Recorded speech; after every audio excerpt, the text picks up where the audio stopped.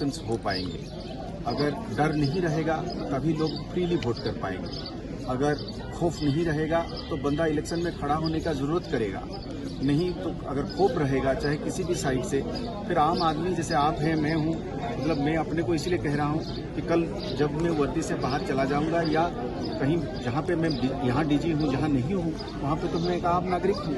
कल अगर मैं जरूरत करूँगा कि मैं भी इलेक्शन लड़ूँ या वोट डालूँ तो उसके लिए एक बगैर खौफ वाली एक माहौल बननी चाहिए। उस माहौल को कैसे हम बरकरार रखना चाहेंगे, उसके लिए हमें इस चीज़ की फिक्र है और हम उसको मेंटेन करने के लिए कभी कभी हमें उस चीज़ को लेकर पत्थर भी पड़ते हैं, पर हमें इस चीज़ की एहसास है कि चीज़ों को दुरुस्त रखने के लिए, सड़क को शांत रखने के लिए, एक बेखौफ माहौल को बनाने के लिए हमें कुछ लोगों के खिलाफ कार्रवाई करनी पड़ती है। Sir, any message to the masses? Sir, any message to the masses and the police down the lines?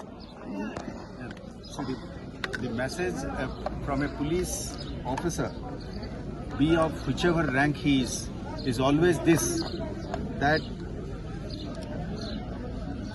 please accept this. We have to be tough against some people. Police by definition is law enforcement. आप मेरे से आज इस वक्त बात कर सकते हैं क्योंकि आपको पथराव नहीं था, आप आए मेरे पास, टाइमली आप आए। आप जब जाएंगे आपको उम्मीद रहेगी कि आप घर में पहुंचेंगे, बीच में आपको खलल नहीं पड़ेगी, आप किसी तरीके की परेशानी में नहीं आएंगे, अचानक कहीं किस जगह पे फंसेंगे नहीं, कोई आपको रोकेगा नहीं, टोकेगा नहीं, मारे।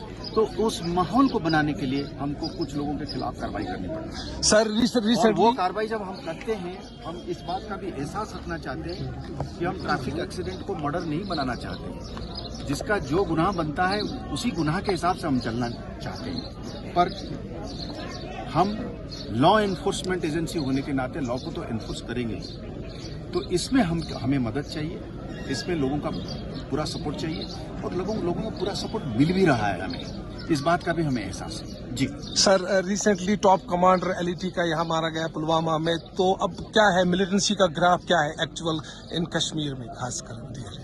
ऐसा है, मैं कहीं और एक जगह पे मैंने ये बताया कि हम एक टेररिज्म, जो रेजिडेंट टेररिज्म से हम फॉरेन टेररिज्म की तरफ जा रहे हैं। रेजिडेंट टेररिज्म का मतलब हो गया कि हमारे अपने लड़के जो तादाद में जो है शामिल होते थे वो कम होने लगा है।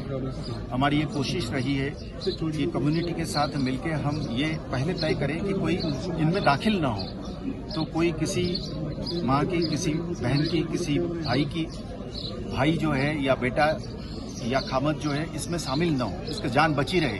और जब इस तरीके का कोई भी रिक्रूटमेंट होता है, हमारा पहला ये कोशिश रहती है कि गया क्यों, उसको कैसे रोका जाए। तो उस जो कोशिश है उसकी वजह से आज आप देखेंगे कि तादाद में कम हो गया है। जब तादाद कम हो गया है तो जानें बच रही है। जब जानें बच रही हैं तो घर आबाद रह रहा है। जब घर आबाद रह रहा है तो वायलेंस कम हो रहा है। हम ये चाहेंगे कि ये किसी की घर न टूटे, कहीं पे भी किसी के घर के आंगन में कोई भी किस्म की बातमदारी न हो। अब फॉरेन टेररिज्म है, अब आज के दिन में 70-80 लोग आ गए हैं, वहाँ से आते हैं, वो बराबर कोशिश करते हैं आने के लिए। जब आते हैं वहाँ से बंदूक लेके आते हैं, आईडी लेके आते हैं। पिछले दिनों में उन्होंने इलेक्ट्रिक के खंभा उड़ाने की कोशिश करी, तो इलेक्ट्रिक खंभे से तो हम सब लोगों को बिजली मिलती है, आपका बिजली तो आपको भी बिजली मिलता है, आपके टेलीफोन भी उसी से चार्ज होता है। तो वहाँ से लोग पैसा तो लेके नहीं आते हैं, मेडिसिन तो लेके नहीं आते हैं, नौकरी तो नहीं लेके आते हैं, अस्पताल तो नहीं लेके आते हैं बंदूक लेके आते हैं। तो मेरा तो ये गुजारिश रहेगा कि वहाँ आने के बाद जो लोग उनको सपोर्ट करते हैं, चंद लोग हैं, घर में रखने की कोशिश करते हैं, उनको एक जगह से दूसरे जगह ले जाने में उनको मदद करते हैं, छिपाने की कोशिश करते हैं, हम मजबूर हैं उनके खिलाफ कार्रवाई करने के लिए, सख्त कार्रवाई करने के लिए, ताकि बाकी लोग बचे रहे। 100 में से एक आदमी को हम उसके खिलाफ कार्रवाई करने में हम मजबूर हैं, ताकि 99 लोग शांति में रहें, अमन में रहें, खुशहाली में रहें, तरक्की करें।